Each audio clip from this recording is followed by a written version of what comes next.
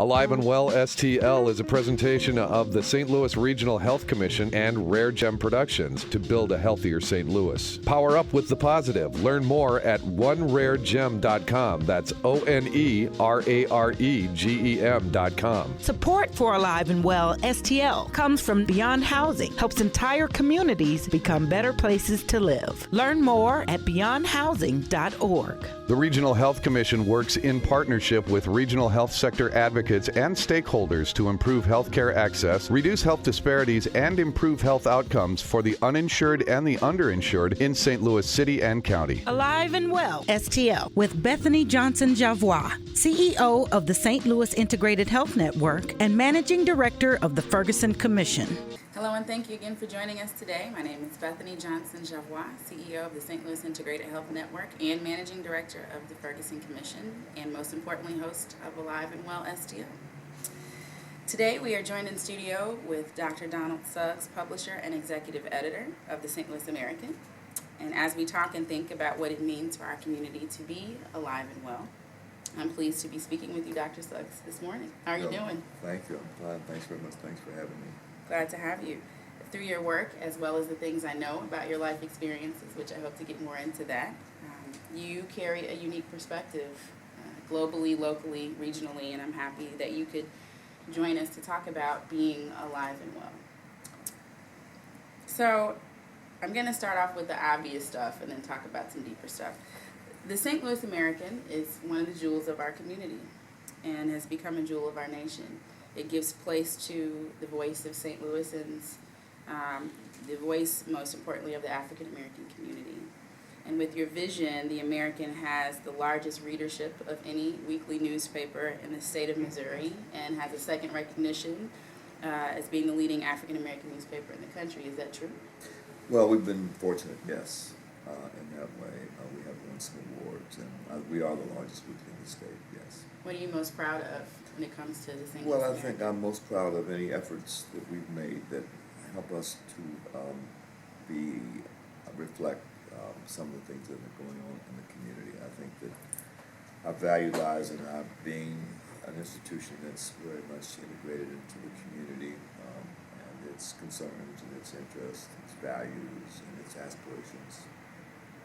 I'm going to start off with the easy question. What does it mean to you to be alive and well in St. Louis?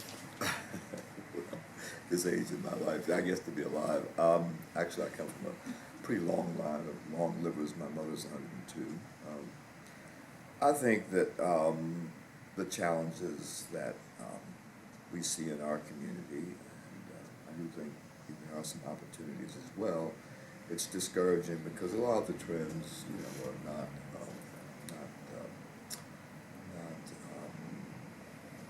so positive in my view.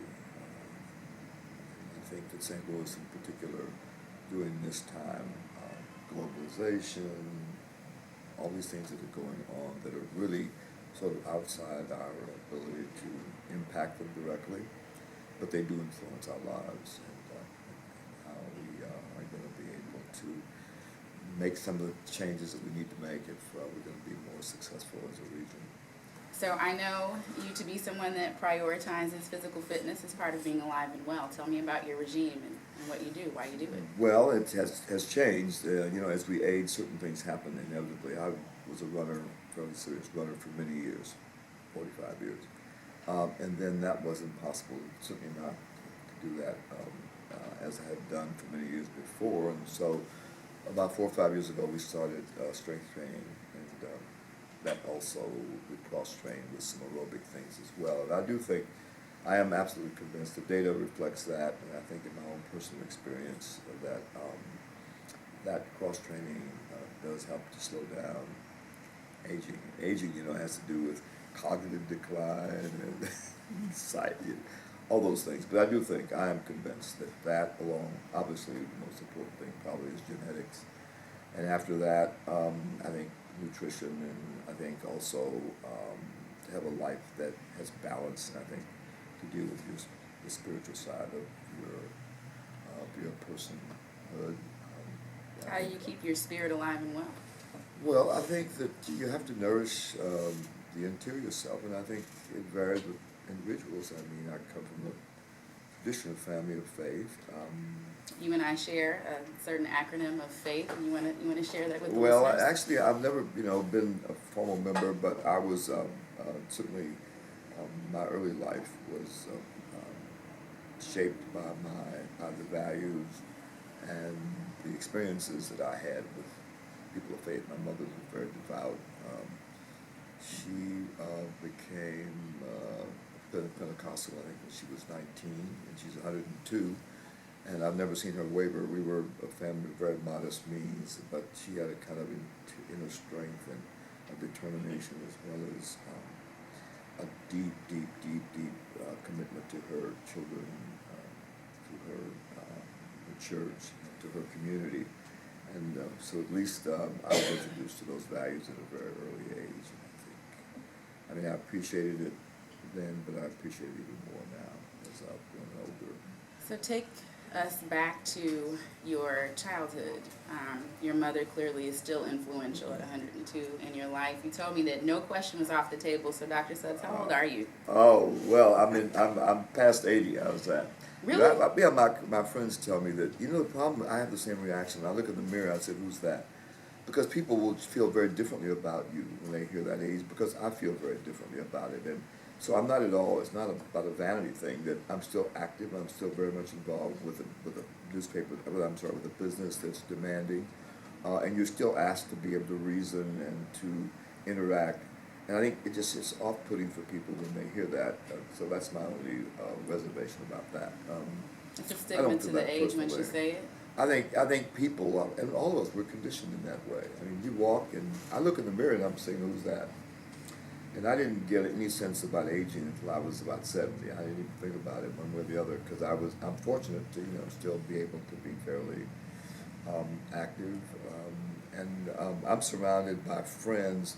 I was just recently in New York the last 2 weekends, and the people that I interact with are very bright, creative people, and it sort of encourages you to at least try to be halfway sharp, and at least to be engaged. So I think all that, just as the physical side, on the fitness side, I think on the mental side, the more you are engaged with people. I'm fortunate. I had 3 children. My son passed away, but my daughters are well educated, and my friends intellectually are very sharp, bright, creative people, and I think that's helps to keep. I'm probably better than I would be ordinarily, because it wasn't my profession, which had more to do with, in my view, and I don't want to be disrespectful, more training, vocational training, and had some challenges and some satisfactions. But this circle of friends and my children's, the way they were educated, is a lot more stimulating. One has a larger view about the world and kind of deeper insights into some of these things, because you ask all these questions of yourself and you have these concerns that are way outside my upbringing as a working class person. So I think that's made a big difference in my own life. So I'm wanting to see if you'll go back with me to your childhood. Sure. A bit, and tell us about the life events that shaped you now, that Yes. happened when you were young. I grew up in a life in an environment of strict racial segregation. The restaurants and the movies were all segregated, but the schools, because I was from a community outside Chicago that was too small to have dual school systems, so the schools were integrated. And one thing about very young children is they will migrate toward each other, and so at some point, I don't say this with any pride, but apparently I learned the code switch fairly early, and I could get on fairly well with my white classmates. As a matter of fact, we started a newspaper when I was in junior high school with a guy who was the smartest guy in our class, and we were very much a diverse group inside the classroom.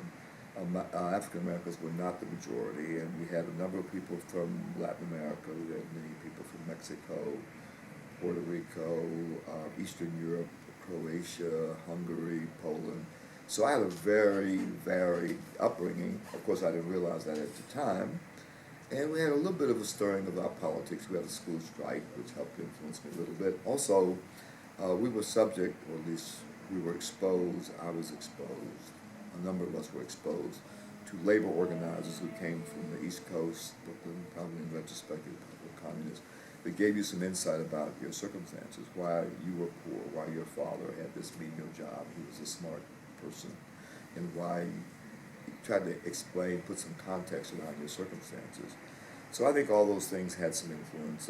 I also lived all of my summers with my grandmother, who was also Pentecostal. And as a matter of fact, she was apostolic. Her church initially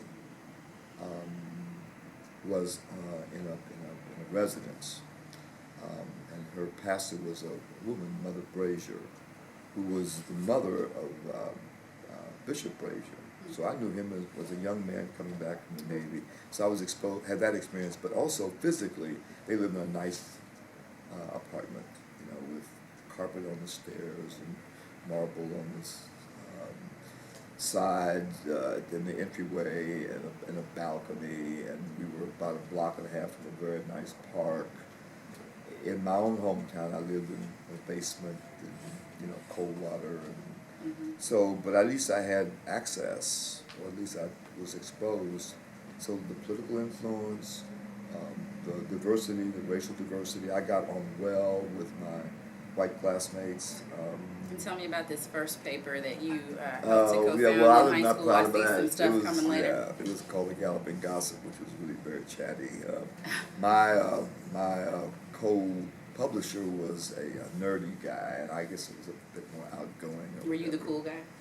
I wouldn't say that, but I mean, I could hang, you sort of have this double, at that time, there's a very strong requirement among young black males to be, at that time it was called cool, have swag, and so. And you could code switch I effectively. I could apparently, yeah, and not being a big man, first of all, when you are a little better in school, they're going to, in quotes, pick on you. So I discovered how you handle that is that you had to be willing to fight. So what you would do is try to make certain that happened in the schoolyard or someplace where they would break it up. And once they found out you would fight, then they were, the big guys were willing to say, don't mess with Suggs, right? Because apparently I was a little more quick in some ways. And so I was able to get through on that level, and I always had jobs. I mean, I had a strong work ethic. My father, had a menial job, but he was a voracious reader, and my mother was a woman of deep faith.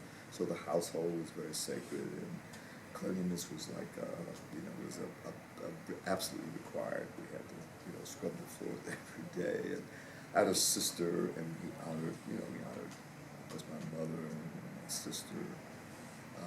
And today, my sister, who was a caregiver for my mother, we have a wonderful relationship. She's a very special person. So I'm a blessed person in the sense that nothing special about me, but I've been in environments and have interacted with people who've been extremely helpful and for me. So share this with me. You had all of this exposure. You had mentioned before we started recording that your background, some would assign to you the word privileged. However, your demeanor since I've known you is very laid back. Your leadership style is in the back of the room, but clearly Dr. Suggs is there, and you're orchestrating stuff. You're making it happen.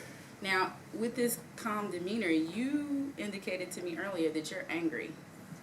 I want to know what you're angry about. Well, I think because I know the history of our people in this, and it's not unique. I mean, if you look at world history, there are a lot of people who've been oppressed, but I mean, this is something that I live, and I feel a special obligation because I have been able to do as it goes, starting from very modest beginnings, and being a person with again, modest talent, people who are much more talented, gifted, energetic, who have not had the opportunities, I guess, that I've had.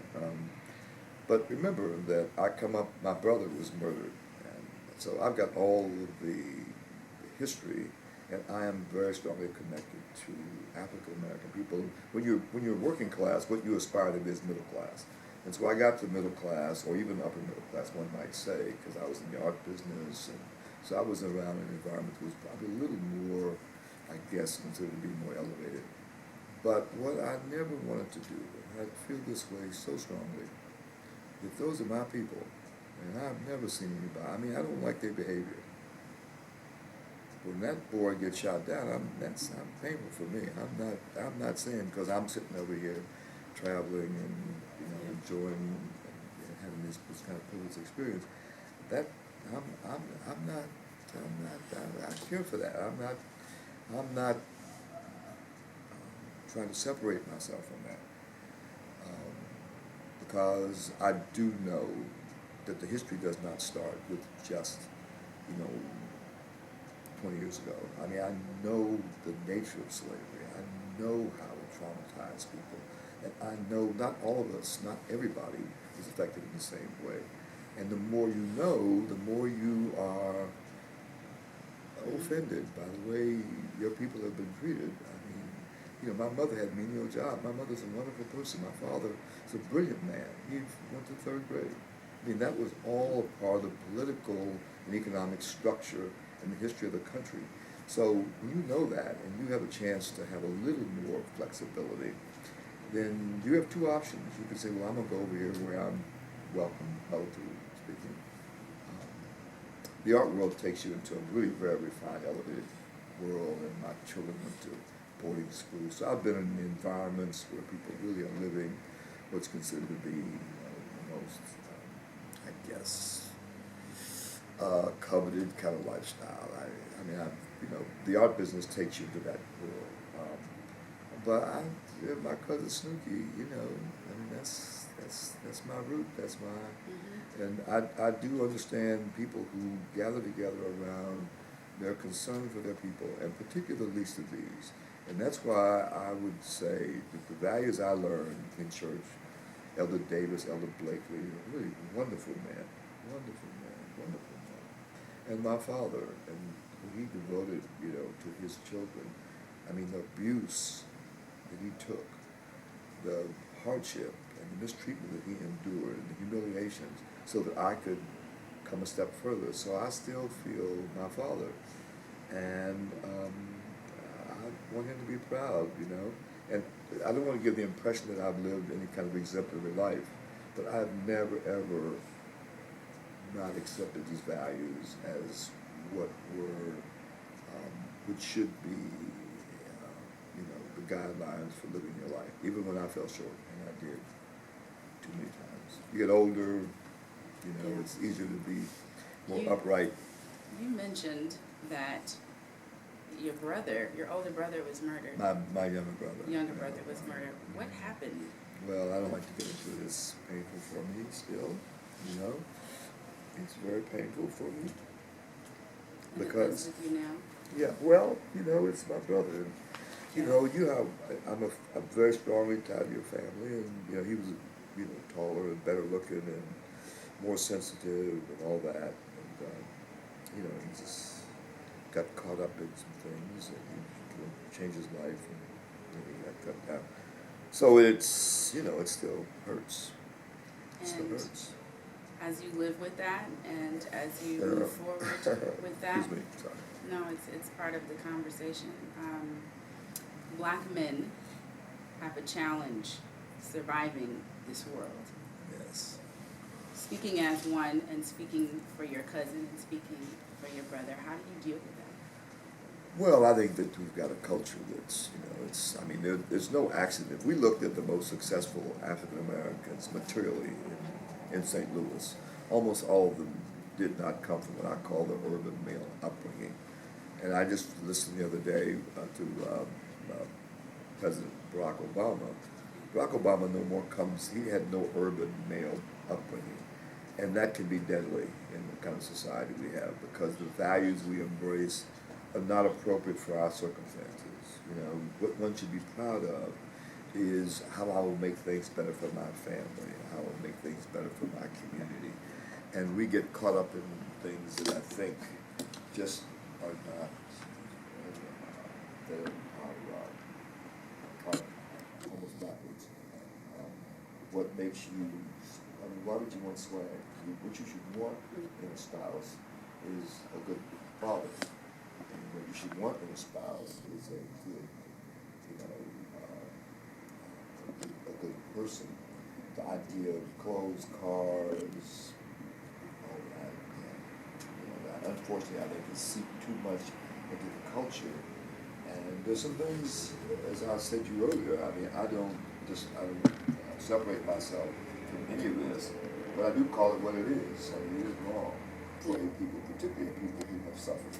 Yeah. Particularly people who have an opportunity to do better. And I do think that what happened to us as a people is systematically we were treated in a way, and I think we internalized a lot of that, feeling like we don't need to measure up to the kind of standard of behavior. We should take pride in the things that really matter, not so much in some superficial things that I think are an integral part, unfortunately, a lot of male upbringing. I sit over there, I could cite for you and say who are the people that are most successful.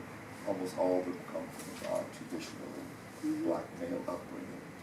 I mean, what does that say? Missouri or somebody, yes, right.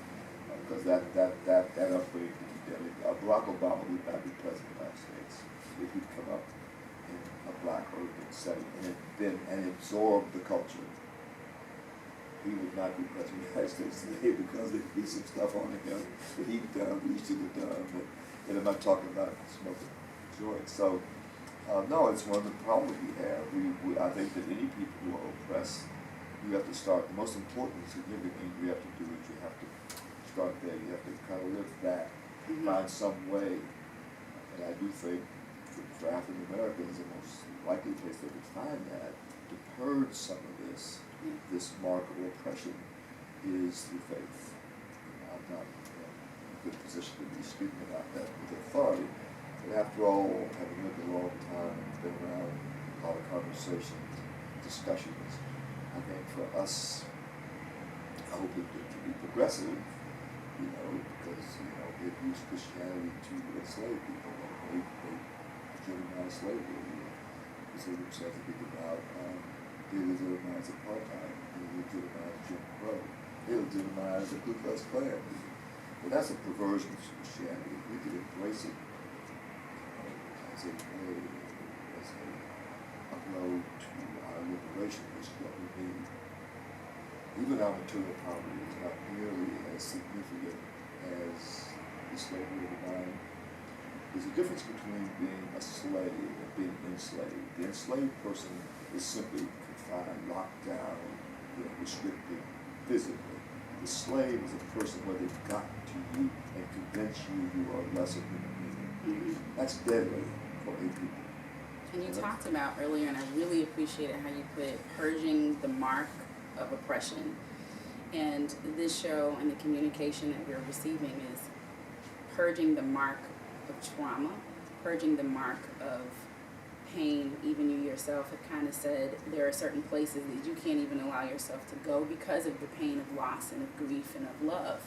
So for those, Dr. Suggs, that may be in your same situation, we have closed doors to certain things. We can't talk about certain things because the pain is just that great, and that really is connected to the trauma, whether it is on an individual level or racism. How do you cope with, survive the trauma in your own life, and what is your advice to us about how we endure this? I think for me, I've clearly I've had some balance in my life, fortunate in that way. But I think that you have to first of all acknowledge your situation. I don't think that, obviously a lot of our travail is based on what was done to us as a people, but I don't think that that's going to be, we're not going to be truly emancipated until we find that inside ourselves. And I think that the moment for me that was most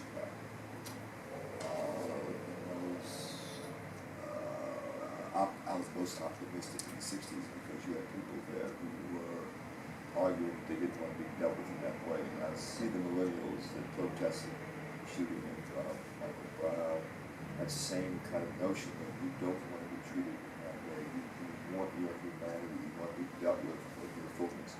It doesn't mean that you are opposed to anybody else. I don't buy the notion that we think it's about white people, but I think some of this is institutional, and I think some of this is structural. And obviously you have to be in opposition to that, and I think that you're not in a country where you are the majority. You can't impose your will physically, but there are things you can do. I think you can align yourself with like-minded people. Barack Obama would not be president if some whites had not voted for him. 56% of whites did not vote for him. But an awful lot of white people did vote for him, and so did a lot of blacks and Hispanics. So I do think there are people who really, it's hard not to have racial feelings in a society like ours. It's so polarized.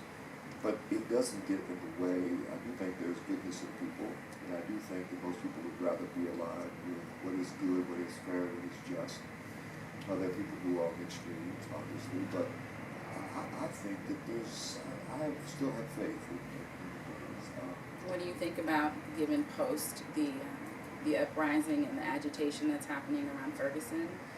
What happened with Michael Brown? What do you think? Oppressed people need to push back against their oppression. Now, the expression of it and the motivation for some individuals around it, I think the whole notion of I don't want to be dealt with in that way is appropriate. I think that what you heard from the Department of Justice about the police response, I mean, you have to object to being dealt with in that way.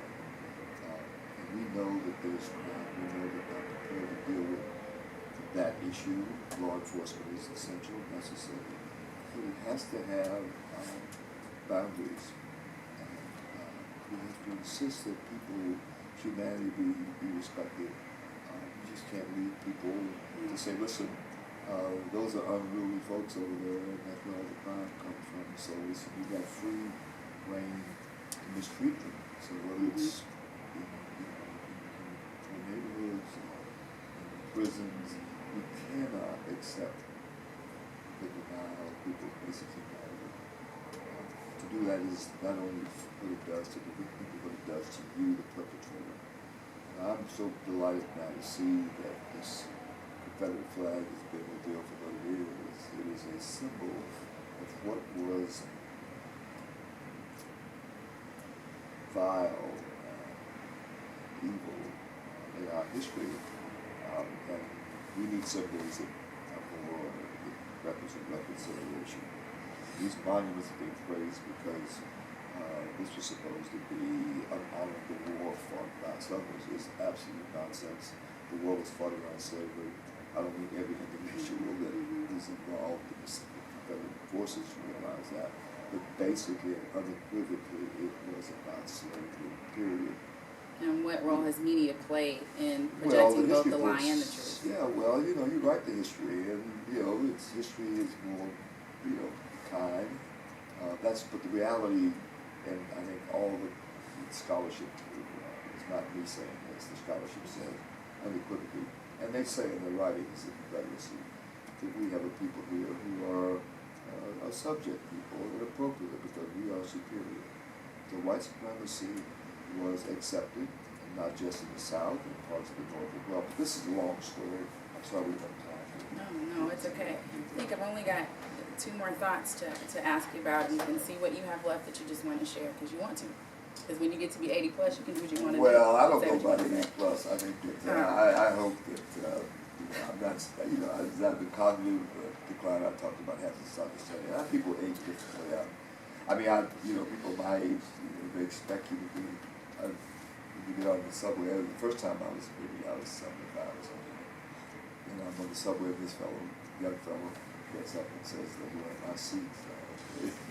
Because I was perfectly standing.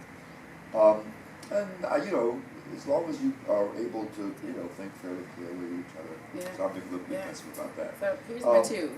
My 2 questions are the first one of the 2 is you selected as part of your legacy, not all of it, the American, St. Louis American.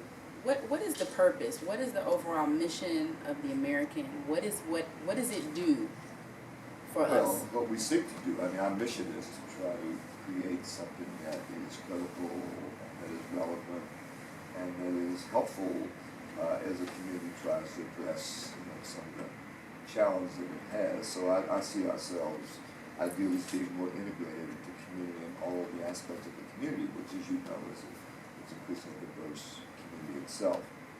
So I would want to see, and I don't know what form it takes, whether it's digital. Now our core business is print, we're multi-platform. But the content, the notion that we can speak, have a forum where we can talk about things, we have a way we can share our accomplishments, where we can tell the good news, where we can give that perspective in our own voice, in our own informed voice. So, it turns out to be journalism, but it's also advocacy journalism that tries to speak on behalf of a people's concern, or community's concerns. And a community that, quite frankly, is not monolithic, so it has its own views, but that's what I would hope. But I think that it's only a part of a fabric that we need to try to create. And I don't think it's going to be exclusively African Americans who are going to create this. After all, St. Louis America wouldn't exist if we didn't have, at least tacitly, quite support. St. Louis America is very costly every week, but there are advertisers and there are events, so we have had enormous amount of support. Individuals, our staff is multiracial, multi-ethnic, but it is driven by some shared values and some interest in trying to be a positive force in the community.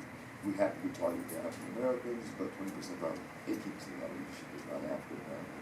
And who knows what's happening in the social media space. So it's that we hope that we'll leave this to the next generation who take this and build on it. And the form it takes will, but it's essential that it be rooted in and committed to the community. This is my last one for you. This will be easy for you. I want you to finish my sentence. The most difficult thing I've ever had to do is. There's no one thing that's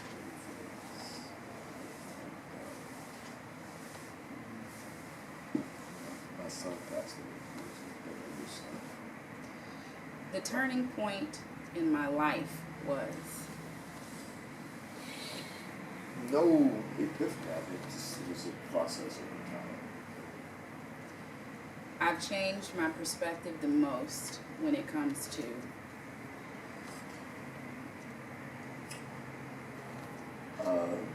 the value of material things. my philosophy on life is.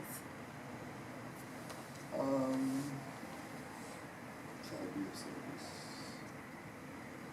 according to your capacity. So everybody can be of service. That can be of service. Last one. With the time I'm graced to have on this earth, I will. Try to continue the work that I've been involved with most of my life. And try to provide for succession.